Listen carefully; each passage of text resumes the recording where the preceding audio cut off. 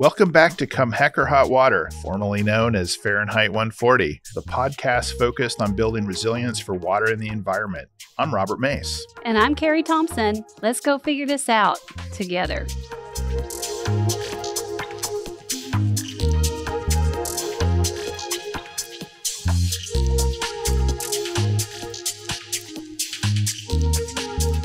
Well, hey, everybody.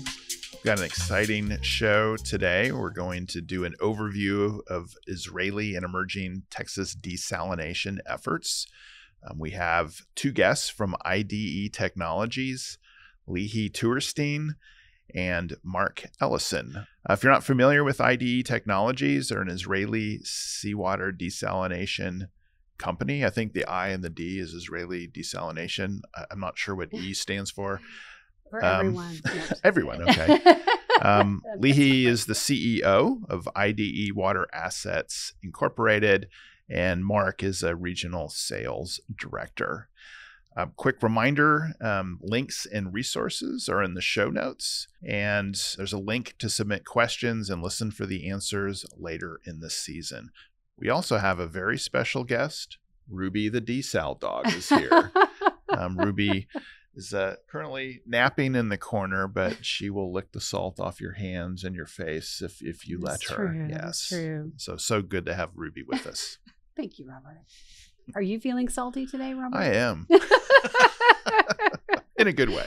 Are you ready for a pop quiz? Hit me. Okay. Just for folks catching up, this is our second episode on desalination. Mm-hmm. I want you to know, if you go to Spotify today, we're number one with a bullet. What? Can you believe it?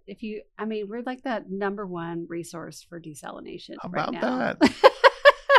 Woo-woo. So let's see if you remember what we said last time. Okay. Okay. In the last episode, you, Robert Mace, mentioned that Texas has had one of the longest running desalination plants in the United States. Which Texas city is it located in? A is Corpus Christi, B, Muleshoe, C, El Paso, D, South Padre, and E, Dell City. You know, I love Muleshoe, Texas. Who doesn't? So I really want to say Muleshoe. Yeah. But I want to say E, Dell City. Ding, ding, ding, ding, ding, ding, ding, ding. All right. It's one of my favorite little facts to share with folks. I'm glad you were listening. Because it's a little surprising, and it's an example of Texas innovation. Love it. Love it. Well, before we dive into our second episode here and talking to Lihy and Mark, Sarah's going to help us with some keyword vocabulary so everyone can keep up with the conversation. Thanks, Carrie. The first keyword is water supply. Water supply is the process of providing water to communities. And the second is water security, which is the ability of a community to access safe, affordable, and reliable water for its needs. And the third one is drought. And this is a lack of precipitation or water over an extended period of time, resulting in a water shortage. And I slipped in that or water in the definition because kind of more and more we may have average rainfall, but we're still seeing lower levels in our reservoirs and lower levels in our aquifer. And there are different types of drought. There's rainfall drought, agricultural drought, water supply drought, which is more tied to the water resource itself. Well, thank you, Robert. You're welcome. And with that, should we meet our guests? Yeah. All right. It's my pleasure to formally introduce Lihy Teuerstein and Mark Ellison from IDE Technologies. IDE is a groundbreaking industry leader providing industrial water treatment plants across the globe. They were founded in 1965, initiating desalination in Israel using thermal technology. But they've grown to over 500 plants across 50 countries, which is incredible.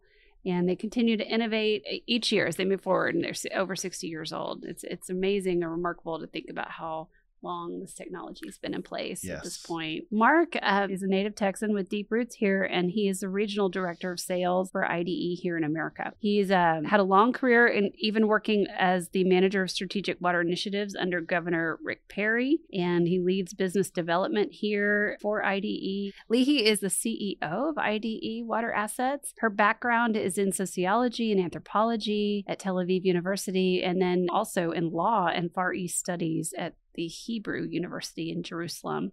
She's a member of the Bar Association in Israel, and she's been with IDE since 2011. Thrilled to have you join us. Can't wait to learn from you. And so I guess, Robert, let's jump into the questions. Sure. And just want to say hello. And I first met Mark when he was working under Governor Rick Perry. And I know we've shared a dream for seawater desal coming to Texas for a long time. And brother, it seems like we're close. So the first question is Israel is recognized as a global leader in desalination technology. And so what key innovations or strategies have allowed Israel and IDE to succeed in this area? I think there's probably three major components that were the ones that made it happen. One was an offtake commitment from the state, understanding there's a need for water. The state was willing to step up and say, we're committing to taking this amount of water. The second would have been a technological flexibility that the projects initiated by the state that we worked on. There was flexibility on that technology, enabling us to be creative and come back with the best innovations, each dedicated for a specific project, whether it's a pressure center to be able to treat with a varying energy tariff to use of natural gas to ignite the pumps directly without using energy from the grid. So it's always looking at what would be the best for a project. And the third is probably the permitting process, which is more standardized and clear so that when we go out to have a process and a design, we know what we need to plan for in order to be meeting the permit. So the entire process is very, very fast. So in our last episode, we were able to cover some of the basics of desalination and the process, but could you elaborate a little bit more on the specific steps and technologies that are involved in converting seawater to potable water? We can split the desalination process into the thermal process and the membrane process. The thermal process would make sense more when we're working with industrials, whether they need a higher quality of water, and also when there's available steam or heat that it could be utilized, because those are more energy intensive. If we go down to the membrane technologies, within a membrane, what we call an RO plant, a reverse osmosis plant for seawater, the process is fairly simple, meaning you draw water in through an intake. You treat the water through a pretreatment, clean the water of the sand and dust particles and other parts you would see in the water. Once the water is very clean, we can pass it through the membranes, the RO membranes. That's where the magic happens, right? Mm-hmm. That's where seawater becomes potable grade water, and then the discharge or the effluent of that. And then we take the product water and then we add minerals and whatever is needed and requested by our customers based on their water drinking qualities. And then it can be sent to use. We always like to show in our plants, we have a water tasting post at the end of the plant. It would take about 90 minutes in a large scale plant for water from the minute it enters the intake line until it comes out as potable water. So within 90 minutes, you could be drinking seawater. Wow. Neat. Is there something unique about IDE's approach? Or yes. While I described a fairly simple process, right? Right. In fact, it is not that simple. That's why we have a full set of water engineers that specialize in making sure that this process will work. Because we'll start with the intake and then the outfall of the discharge. Those have to be designed at a best quality design to make sure, first of all, we meet all environmental standards, that when we draw water, it is done without disrupting the environment. When we discharge back, it's the same. We have to make sure that we meet all requirements, regulations, and we're very considerate of what we're doing in the environment. So that's the first step. And then the pretreatment.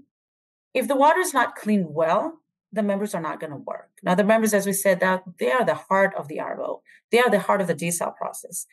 If we don't get water clean enough, they're not going to work. We're going to have to replace them. Now, it's not going to help replacing them if we keep on using water that's not clean enough. So The innovation, the expertise is knowing exactly how to treat each different water. Now you can say all water is the same, all seawater is the same. To a certain extent it is, but there's different variances. There's different pollutants in the water. There's water, some water has more ships going through. So it may be more, there could be potential for some oil in that water. Some have other discharges from petrochemical plants. Some have higher biological materials. We need to know how to characterize this pretreatment well enough to be able to clean the water from the specific environmental impacts that it has. Now, once we get to the RO, as I said, where the magic happens, there is an expertise in choosing how exactly do we do that? How many membranes do we put together? What type of membranes do we use? We want to be as considerate as we can to consumption of energy, to replacement of membranes, to the quality of water. We're always very considerate to the cost, right? We want to make sure that the cost of water is the most effective economic cost we can have with the highest quality of water. So all of those are taken into consideration, and each design for each project is unique. So Freeport, Texas hosted the first desalination plant in the United States. Mm-hmm. It was a demonstration plant. Texas Water Development Board funded demonstration, seawater desal, kind of proof of concept tests of technology in several places across the state, driven by growing population and drought. And of course, that's just gotten worse. We're seeing what certainly looks like a new drought of record in the Nueces River Basin that feeds Corpus Christi. The reservoirs are at record low levels. We're seeing record low levels in the reservoirs on the Rio Grande. We're seeing massive growth in central Texas and other parts of the state. There's been a lot of jawboning about doing seawater desal projects, but what is the current state of desalination efforts in Texas? I think finally, Robert, we're getting to the point that people have realized we're going to have to actually move along now. Building on those early test pilots, one down in Brownsville and another off of Padre Island, I know they helped set the stage to begin to understand how it might work.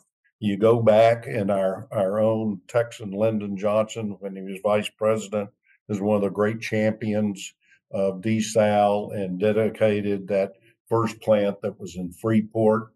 We've progressed since then. The technology has improved, become more efficient, if you will. But I think now, especially when you look at our state demographer came out with a new estimate here just a few weeks ago, stating that we have 1,500 new Texans moving to the state every day. And I think with the building on the work that's been done over the last couple of decades, it's time to move. And the Texas miracle is something we're all proud of the growth, but it's got to be responsible growth. And I think people understand now that seawater desal is one more tool added to what's needed to guarantee safe, affordable water for Texas citizens. So I think we've rounded the curve. We've got a lot of work to do, which is ongoing, but I don't think there's any going back now, because if it doesn't rain this May, it's going to get pretty tight. I agree. There's several projects in the Corpus area, and, I hear about perhaps a new project or a couple new projects, maybe even in the Freeport area, some chatter about the Lower Rio Grande Valley. Is there any projects that stand out to you? I want to say I saw on the desal report that maybe you all had a project permitted down in Freeport. So when we're looking for a project, there's a number of aspects we have to consider.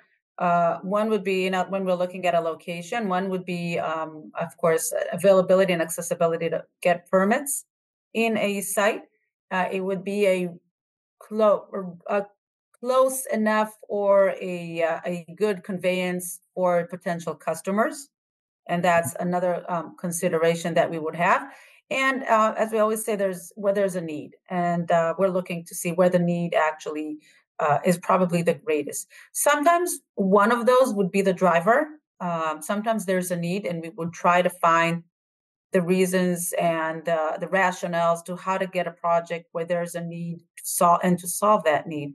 And sometimes there would be other drivers. So all of these places that you mentioned, they're all in places that we're in discussions. We've looked at, we've talked to people, as well as other places in Texas. I think as a company that's been involved in the state for quite a few years now, there's probably not a place that needs water that we have not discussed with, or we have not been approached by, to see if we can help them solve their water needs.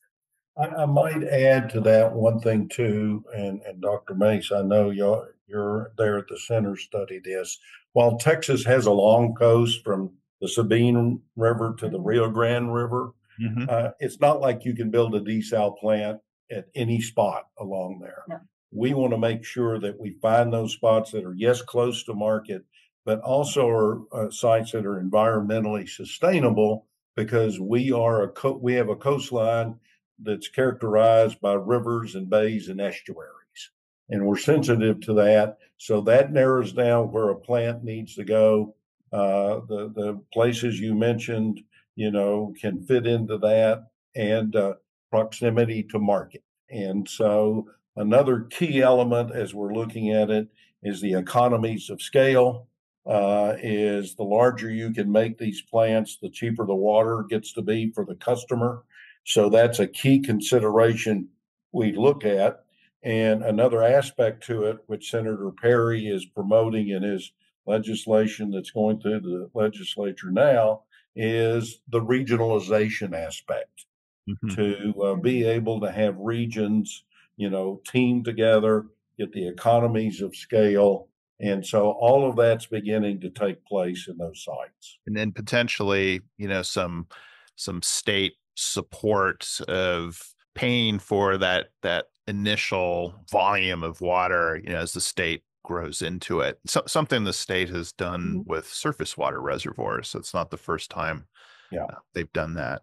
What's really interesting listening to y'all talk is the experience of Texas and Israel. And I know folks here in Texas do point to Israel as the example. I'd love to hear, what conditions do we share? What lessons learned would Texas benefit from? In Israel, they're now producing more fresh water than they need, right?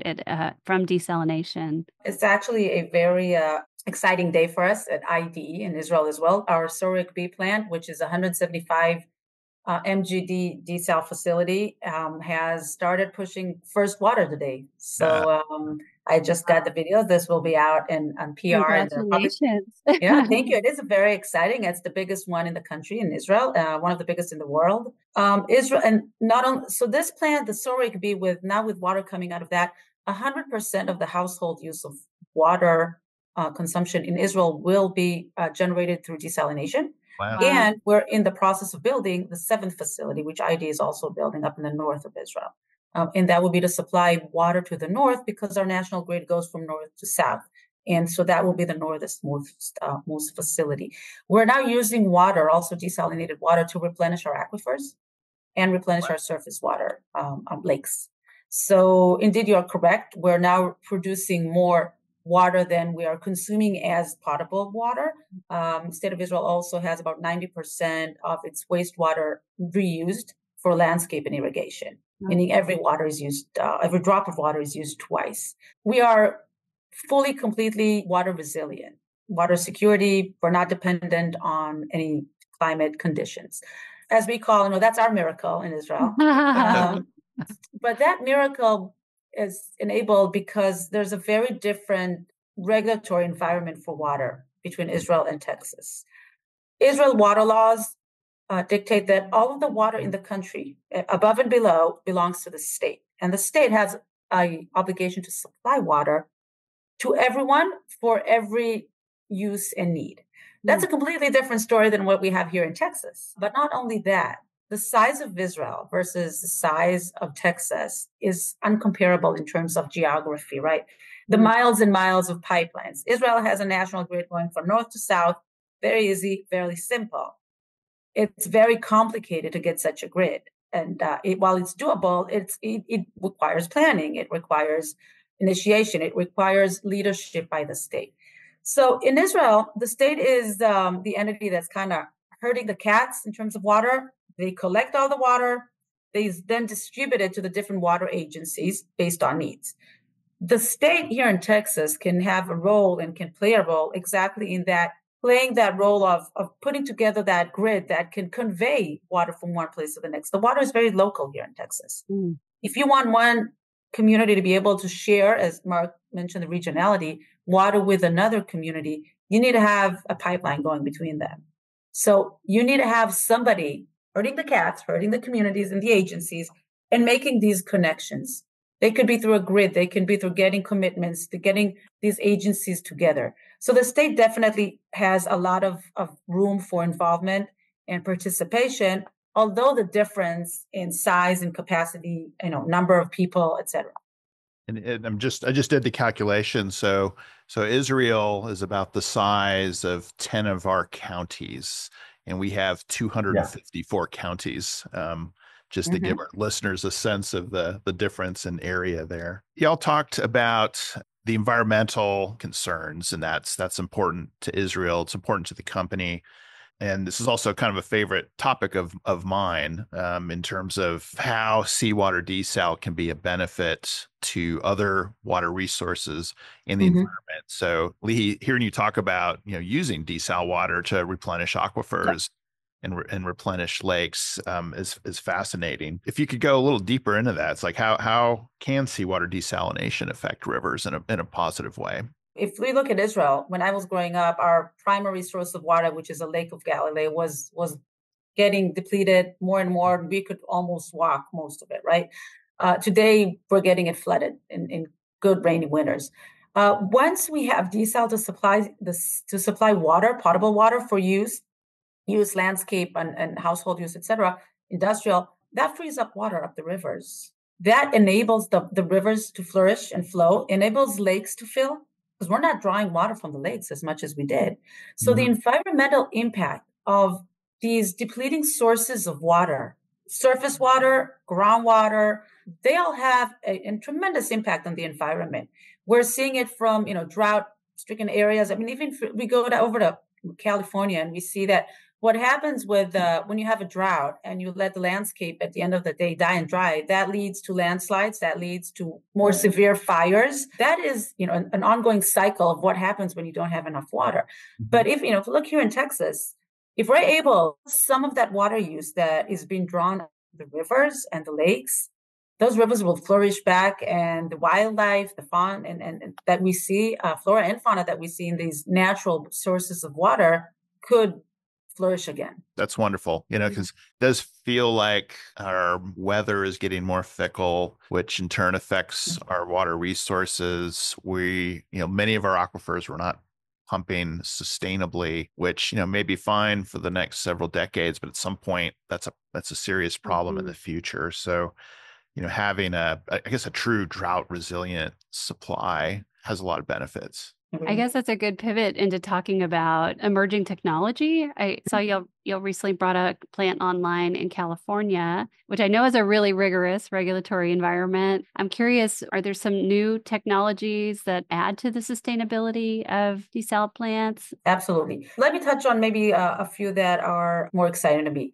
Mark mentioned that on top of the marine desal, there's brackish water desal, groundwater brackish desal. Our high recovery RO solutions, we're able to recover over 95% of the water, meaning that from every drop we get from brackish water, we're almost able to get the equivalent of potable water.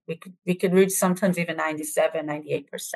So that's one exciting innovation, because when we're looking at brackish, standard is always talking about 75, 80%, right, of recovery ratio. And we're looking at over 95. So that's one exciting aspect, because again, that means that we're getting more out of every drop that we're pumping out of groundwater. And we talked about the aquifers and using the aquifers. So that's a very exciting innovation. Another one that's also has a sustainability impact is our LCA tool that we developed. That's a life cycle assessment that we do on the actual carbon footprint of a plant, right? So when we look at a plant, we can look at the energy consumption of it, but there's so many more factors. We use membranes, as I mentioned. These membranes need to be replaced every so-and-so years. The longer we're able to use the same membrane, that means that there are less membranes that are manufactured somewhere else that we're using. Mhm. There are less membranes that are being transported to the plant.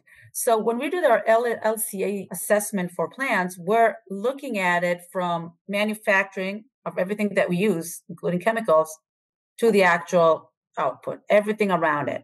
So what we're working in now is when we look at all of our plants is how do we minimize the LCA of our facilities? And now some of our facilities have truly one of the lowest LCAs we've seen. Another way to do that would be self-production of chemicals. When we're able to produce chemicals that we use for the post-treatment from the brine, then that means that we're using part of that brine, but we're also not transporting additional chemicals along the roads. This is all great information. I'm learning a lot, and really excited about what I'm hearing. But looking ahead, how do you envision Texas positioning itself as a leader in desalination, potentially on par with countries like Israel? What do we need to do to achieve that vision? I think the first thing is let's get the first one or two of these built and operating to show people that it works. It's not new technology, but it's technology that continues to evolve in a very positive way. The other thing, too, and a lot of this is education of the consumer. Texas won't necessarily be like Israel and have 100% of our drinking water come from desal, but in California, for instance, in San Diego, where we have a plant, the San Diego Water Authority gets 15% of their drinking water from seawater desal. So as Texans see the need to diversify their sources, not rely on just one, that I think that'll be a big step where you can blend the waters, you can blend the price of that. And because all the cheap water's gone, it got used up first. And so I think as we show examples that it works, and I think what's being talked about where regional approaches will help. It helps keep the costs down, especially as you look at smaller communities who can't do that necessarily themselves. I think we're in a very good position there. I think one of the great things that we're excited to get to be a part of is how we integrate our rivers through the river authorities to make sure that those rivers are a treasure in Texas, and they're way oversubscribed. We've got to do a better job of helping there, and seawater desal helps do that. And the other thing too that is really about to get started more is on the brackish desal. There's ocean of brackish water all across Texas, certainly starting from I-35, all the way west. I think we're in the early stages of finding ways to utilize that in a responsible way. And you add to that the potential for treating produced water from the oil and gas industry. So it's there. Leadership's going to be important. The scientific work you guys do in proving this out will help. And if there's ways that our company, with what we've done in Israel and other places, can help showing an example that it's been done before, we're excited to be part of that. And Texas has had to rise up in the past after the drought of record, and we got the best tools there with reservoirs or whatever. Desal may very well be the next phase of that for Texas. And people express concern about the cost. And I know there's a lot of factors that go into cost, but let's say for the sake of argument, it's $2,000 to $3,000 an acre foot. I have a saying that there's nothing more expensive than no water. And you run the numbers, for say a large municipal area in Texas, there's a $50,000 per acre foot benefit from water. And then when you look at particular sectors such as manufacturing, there's like a $200,000 to $400,000 benefit from that water. So certainly more expensive than the easy water or the local water that's gone that you mentioned that we've tapped into. But the cost benefits of having, secure, reliable supplies of water are really high. There's a good return on investment there. Mhm.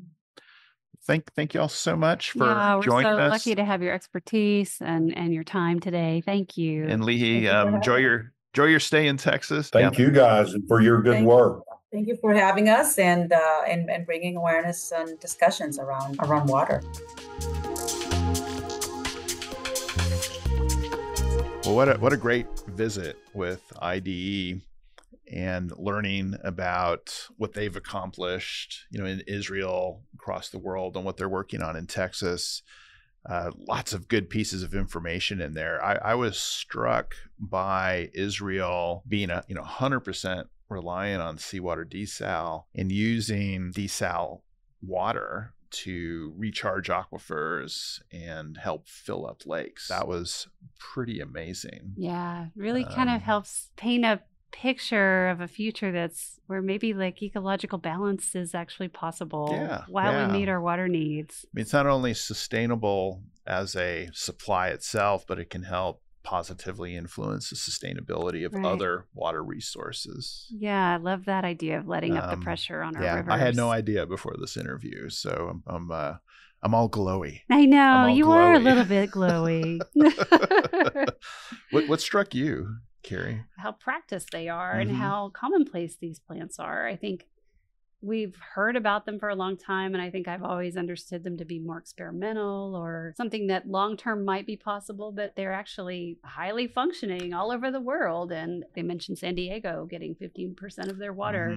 Just seems like time to demystify this, right? Yeah. And I do feel like it kind of got demystified for me a little bit today. Yeah.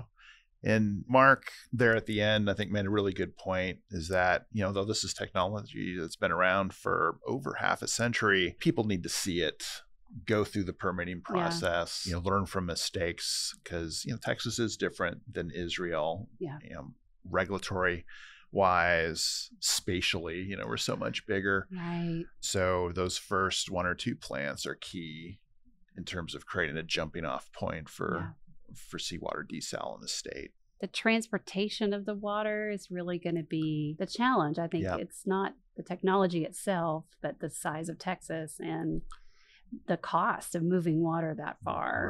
Right. Yeah. But there's like we can use our natural infrastructure as infrastructures. For example, water swaps, like Corpus Christi has rights to water from the Colorado River. Right. And they have a pipeline that pipes that over. Austin or upstream entities, could say, hey, Corpus, we will build a seawater desal plant for you if you'll let us keep this water in the basin to meet our needs. Which also meets the needs of all those critters that rely on those inflows. And that's a win-win for everybody and everything. That's right.